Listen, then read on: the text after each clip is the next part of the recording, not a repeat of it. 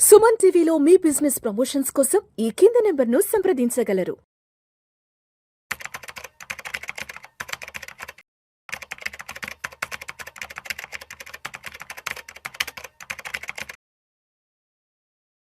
Sir Chakradhar గారు నమస్తే sir. నమస్తే అండి. Welcome to Vishnu talks. Thanks అండి.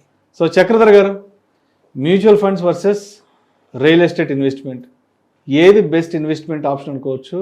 ఎటువంటి సైకాలజీ ఉన్న వాళ్ళకి మ్యూచువల్ ఫండ్స్ బాగుంటుంది, లేదంటే ఎటువంటి సైకాలజీ ఉన్న వాళ్ళకి రియల్ ఎస్టేట్ ఇన్వెస్ట్మెంట్ బాగుంటుందో చెప్పగలరు? ఇది మంచి క్వశ్చన్ అండి. ఎప్పటికీ కూడా తెగని క్వశ్చన్, తగిన ఆన్సర్ చెప్పాలి. ఏది గొప్ప అంటే రెండు కళ్ళు అని చెప్తాను నేనైతే. ఎందుకంటే బ్యాలెన్స్ చేసుకోవాలి. మనకి రియల్ ఎస్టేట్ మంచిది కదా అని చెప్పి కనిపించిన చోటల్లో ల్యాండ్ కొనకూడదు.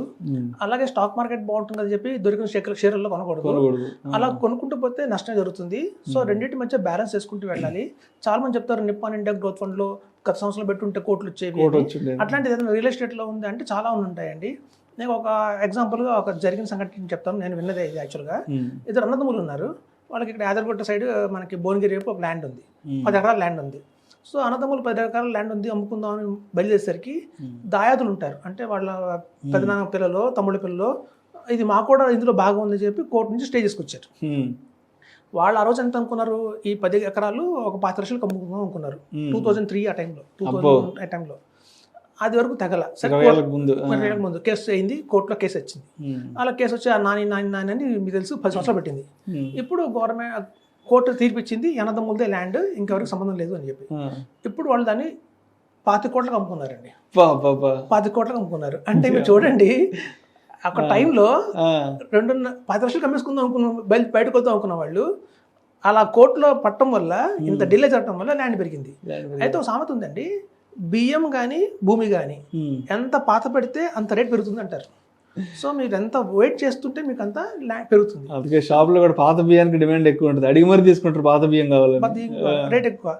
వైన్ అయినా సరే ఎంత పాత పెడితే అంత రేట్ ఎక్కువ. సో మీకు ఏంటంటేనండి, ఏది బెస్ట్ అని చెప్తానండి, మ్యూచువల్ ఫండ్స్ తీసుకోండి. మ్యూచువల్ ఫండ్స్లో మనకి 46 కంపెనీస్ ఆఫర్ చేస్తున్నాయి. ఒక్కొక్క 46 కంపెనీస్లో కూడా 10 ఈక్విటీ ఫండ్స్ ఉంటాయి. Large cap, mid cap, small cap అని చూస్తే ఇండియా మొత్తంలో 460 ఫండ్స్ ఉన్నాయి. కానీ అలా 460 ఫండ్స్లో బెస్ట్ ఫండ్స్ ఏవి అనేది చూస్తే మీరు కేవలం 25 ఉంటాయి. నా మాత్రం 25 ఉంటాయి. సో అంటే 5% ఫండ్సే బెస్ట్ ఫండ్స్. మిగతా 425 ఫండ్స్ పెద్ద గొప్ప ఫండ్స్ కావు. కొంతమంది ఫండ్స్ ఎస్ఐపిలో 20 సంవత్సరాలు వేసుకుంటూ పోయినా పీపీఎఫ్ రిటర్న్ కూడా రాదంటారు. సో అట్లాంటి తరగలు కూడా ఉన్నాయి మన దగ్గర. సో అట్లాగే ఈవెన్ ల్యాండ్లలో కూడా ప్రతి ల్యాండ్ కొట్టించడం చేయదండి. అందులో కూడా మనం చూసుకొని కొనాలి. ఏది బాగుంది, నిజంగానే గ్రోత్ దేనికి ఉంటుంది ఫ్యూచర్లో ఆలోచించుకోవాలి. ఇప్పుడు చాలామంది క్వశ్చన్ ఏంటంటే, సార్ మరి ఇప్పుడు ఒక మ్యూచువల్ ఫండ్స్లో ఇన్వెస్ట్మెంట్ చేయాలి అంటే మనకు బెంచ్ మార్క్ ఉంటుంది. చూడండి, నిఫ్టీ 15% రిటర్న్ ఇచ్చింది. నిఫ్టీ 50 అనేది ఒక బెంచ్ మార్క్. దానికంటే రిటర్న్ ఎక్కువ ఇస్తే అది మంచి ఫండే. కానీ అట్లాంటి బెంచ్ మార్కులు మనకి ల్యాండ్లో లేదు కదా. చాలామంది క్వశ్చన్.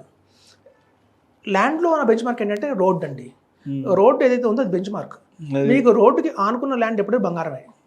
అది మీరు పెట్టుకొని కొన్ని ఏళ్ళు పోతే మీకు కోట్లు ఇస్తుంది. రోడ్ సైడ్ స్థలాలు. సో ఈ రోడ్డుకి ఎంత దూరంలో ఉన్నదే కొలమానం. ఈ బెంచ్ మార్క్ ల్యాండ్ అయితే దీనికి ఆనుకున్న ల్యాండ్ ఎప్పుడైనా బంగారమే. 1 కిలోమీటర్ దూరం పోతే కొంచెం రేట్ తగ్గుతుంది, 2 కిలోమీటర్లు పోతే ఇంకొంచెం రేట్ తగ్గుతుంది. అట్లా మీకు రేట్ తగ్గుతూ వస్తుంది. సో మీకు రోడ్డే కొలమానం. సో రోడ్డుకి ఆనుకుందా, రోడ్డుకి ఎంత దూరం. అలాగే నేషనల్ హైవేకి వస్తే మాత్రం ఒక 3 కిలోమీటర్స్ దాకా మనకి రేడియస్లో కూడా మనకి డెవలప్మెంట్ ఉంటుంది. ఇంటర్నల్ రింగ్ రోడ్ అంటారు, ఓఆర్ఆర్ అంటారు. ఓఆర్ఆర్కి అయితే దగ్గరలో 5 కిలోమీటర్ల దాకా కూడా మీకు గోల్డ్ మంచి బంగారమైన ల్యాండే. ఇప్పుడు కొత్తగా రీజనల్ రింగ్ రోడ్ వస్తుంది. సో రీజనల్ రింగ్ రోడ్ ఏంటంటే, రీజనల్ రింగ్ రోడ్కి మెట్రో రైల్ కూడా వస్తుంది చుట్టూతా. ఇది ఇంకా భవిష్యత్తులో బ్రహ్మాండం అంటున్నారు. సో రీజనల్ రింగ్ రోడ్కి మన చుట్టుకి ఒక 3 కిలోమీటర్ల దూరంలో ఉన్న ల్యాండ్ అంతా కూడా మనకి మంచి ల్యాండ్ కింద లెక్క. సో ఇట్లా మనం తీసుకునేటప్పుడు ల్యాండ్ ఎక్కడ ఉంది రోడ్డుకి అని చూడాలండి. సో అలా కనుక మంచి ల్యాండ్స్ తీసుకుంటే మనకి కనీసంగా కొట్టిసోళ్ళు వస్తాయి. అలానే మనం కనుక దూరంగా ఎకరాలు ల్యాండ్లో పోయి కొంటే మాత్రం గ్రోత్ రాదు. సో ఏది మంచిది, ఏది చెడ్డది కాదండి.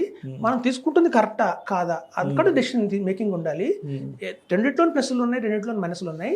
ఇప్పుడు మనం లిక్విడిటీ ఉండదు. మ్యూచువల్ ఫండ్స్లో ఏంటంటే మనం చాలామంది 15 సంవత్సరాల నుంచి 20 సంవత్సరాల నుంచి ఉన్నాం, ఇదే ఫీల్డ్లో ఉన్నాం. మరి 15 సంవత్సరాల నుంచి మేము ఇదే ఫీల్డ్లో ఉన్నప్పుడు ఈ పాటికి మేము 100 మంది కొట్టిసోళ్ళు చేసి ఉండాలి. 15 ఫార్ములా వాడితే బట్ నేను నా దగ్గర 2,000 మంది కోటిసోళ్ళు ఉండాలి. మరి లేరే అంటే లిక్విడిటీ. ఈ లిక్విడిటీ అంటే అమ్ముకోవడం, ఎప్పుడు పడితే అప్పుడు అమ్ముకునే అవకాశం ఏదైతే ఉందో మ్యూచువల్ ఫండ్లో, అది మైనస్ పాయింట్ కూడా అయింది. చాలా మంది మొదలు పెడతారు ఉత్సాహంగా ఎస్ఐపి 10 లక్షలు కనిపించగానే తీసేసాం, వేరే ఏదైనా ఇన్వెస్ట్మెంట్ చేద్దాము, గోల్డ్ కొందాము, కారు కొనుక్కుందాము, లేదా ఫారెన్ వెళ్దాం అనుకుంటారు. ₹1,00,00,000 అయ్యేంత వరకు ఎవరు ఆగరు. ఎప్పుడైనా మార్కెట్ పడంగానే ఇంకా పడిపోతుందో అమ్మేస్తారు. సో నిజానికి ఈ 20 ఏళ్ళు 30 ఏళ్ళు ఎస్ఐపి ఎవరైనా చేశారంటే ప్రతి 100 మందిలో ఒకళ్ళు కూడా ఉన్నారండి, ప్రతి 1000 మందిలో 5 ఉంటారు అంతే. సో ఎప్పుడైతే లిక్విడిటీ అన్న ఆప్షన్ ఉందో మ్యూచువల్ ఫండ్స్లో, దాన్ని చాలామంది దుర్వినియోగం చేసుకుంటున్నారు, ముందు అమ్మేసి బయటకు వచ్చేస్తున్నారు. సో ఈవెన్ ల్యాండ్లో చూస్తే మీకు అవకాశం లేదు. మనం కొన్నాము అంటే అంత త్వరగా ఈజీగా అమ్ముకుపోదు. అది కదా మనం దాన్ని అలాగే హోల్డ్ చేసి పెడతాం కాబట్టి, మరి ఇప్పుడు ల్యాండ్ మనం ఇప్పుడు అమ్ముకోలేం కాబట్టి వేరే ఆప్షన్ చూసుకుందాం అనుకుంటారు. సో దీన్ని ఎప్పటికీ అమ్మరు. సో దానివల్ల ఆల్రెడీ రేట్ పెరుగుతుంది అనమాట. సో అట్లా రెండింటికి ప్లస్ పాయింట్ మైనస్ పాయింట్ ఉన్నాయండి. రెండు కళ్ళ చూసుకోవాలి. ఊరికనే ల్యాండ్ కొనకండి, అలాగని ఎక్కువ రియల్ ఎస్టేట్ స్టాక్స్ కొనకండి. రేట్ మధ్యలో బ్యాలెన్స్ చేసుకుంటూ వెళ్తే మాత్రం బెటర్ రేట్గానే వస్తుందని చెప్తున్నాను. ఎస్పెషల్గా చూడండి, మనకి మ్యూచువల్ ఫండ్స్లో ఇన్వెస్ట్ చేయాలన్నా, ఎస్ఐఎఫ్ చేయాలన్నా, పిఎంఎస్ చేయాలన్నా, ఏఎఫ్ చేయాలన్నా మనం త్రూ చెక్ చేయాలి. మనం వైట్ మనీ చేయాలి. ఇప్పటికి కూడా చాలా మంది దగ్గర క్యాష్ ఉంటుందండి. క్యాష్తో చేయాలి అంటే రియల్ ఎస్టేట్ తప్ప ఇంకో ఆప్షన్ లేదు. సో కాబట్టి క్యాష్ ఉన్న వాళ్ళందరూ కూడా రియల్ ఎస్టేట్ చేయొచ్చు. ఇంకోటి ఏంటంటే లిటిగేషన్ ల్యాండ్స్ అండి. ఇది చాలా మంది నెగ్లెక్ట్ చేస్తారు. ఈ లిటిగేషన్ ల్యాండ్స్లోనే కోట్లు సంపాదిస్తారు చాలా మంది. ఇప్పుడు చూడండి, నాకు అడ్వకేట్ దగ్గరికి వెళ్ళారు అనుకోండి, సార్ నా చిన్న లిటిగేషన్ ల్యాండ్ అంటారు. సో వాళ్ళు ఏం చేస్తారంటే నిజంగానే ఇది కేసు గెలుస్తామా లేదా అని ఆలోచించుకుంటారు. నిజంగానే కేసు గెలిచేట్టుంటే వాళ్ళే ఏదో ఒకటి చేసి కొనుక్కొని పొద్దున చాలా మంది అడ్వకేట్లు కోటిసోళ్ళు అయ్యారు లిటిగేషన్ ల్యాండ్స్లో. ఇప్పుడు అపార్ట్మెంట్స్ మొదలు పెడతారు, సొహం అపార్ట్మెంట్ కొంచెం లేవగానే ఆగిపోతుంది. రీజన్ ఏంటంటే డిమాండ్ లేక, ప్రాపర్ రీజన్స్ ఉంటాయి. వాళ్ళు మీకు 25 లక్షలకి దొరికిన అపార్ట్మెంట్ లిటిగేషన్లో ఉన్న ఫ్లాట్ కొనుక్కుంటే మీకు ఒక 1 year 2 years కనుక వెయిట్ చేసి, ఒక 3 years వెయిట్ చేస్తే కనుక డెఫినెట్గా అది 8 lakhs అవుతుంది. సో కాబట్టి లిటిగేషన్ ల్యాండ్స్ కూడా ఇప్పుడు చూడండి, మీకు ఆర్ఎస్ బస్, చంద్ర బస్లో ల్యాండ్ పట్టుచీరలు ఉంటాయి. పట్టుచీర 5,000 చెప్తారు. ఆ పట్టుచీరలో ఏదైనా చిన్న డ్యామేజ్ ఉంది అనుకోండి, 5,000 పట్టుచీర మీకు 1,000 రూపాయలకి ఇస్తారు. సో ఇట్లాంటి చాలా మంది కూడా లిటిగేషన్ ల్యాండ్స్ మీద కోర్టు సంపాదించిన వాళ్ళు ఉన్నారండి. ఇది కూడా మంచి ఆప్షనే. అపార్ట్మెంట్స్ సొహంలో ఆగిపోయినా, లేకపోతే అట్లాంటి ఫ్లాట్స్ కూడా మనం సేల్ చేసుకుంటే కనుక, చిన్న లిటిగేషన్ కనుక కన్స్ట్రక్షన్ అయిపోతే అలాంటివి కూడా తీసుకున్నా కూడా మనకి అడ్వకేట్ని సంప్రదించి అవి కూడా కోర్టులు ఇస్తాయండి. అది కూడా బ్రహ్మాండమైన ఇన్వెస్ట్మెంట్. సో ఇట్లా రకరకాలుగా ఉన్నాయండి ఇన్వెస్ట్మెంట్స్. అయితే ఆపర్చునిటీస్ చాలా ఉన్నాయి, కానీ మనం తెలుసుకొని ఒక ప్రాపర్ గైడెన్స్లో తీసుకుని వెళ్తే మాత్రం 100% మంచి రిటర్న్ వస్తుందని చెప్తున్నాను.